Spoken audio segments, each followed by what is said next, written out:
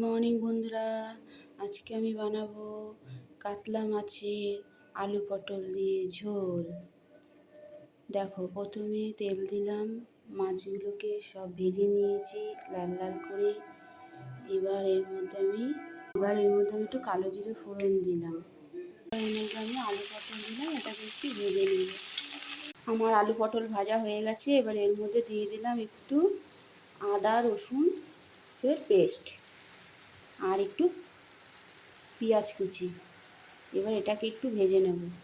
আদা রসুন পেঁয়াজ দিয়ে আমার এটাকে ভাজা হয়ে গেছে। এবার এর মধ্যে দেখুন নুন হলুদ একটু লঙ্কার গুঁড়ো সামান্য জল দিয়ে কষিয়ে নেব। তো এবার আমি ঝোলের মধ্যে মাছগুলো দিয়ে দিলাম। এবার এটাকে একটু ফুটিয়ে নেব খানিকক্ষণ। তো বন্ধুরা, আমার কাতলা মাছের আলু পটল দিয়ে ঝোল রেডি। তোমরা কেমন হয়েছে কমেন্ট করে জানিও। বাই।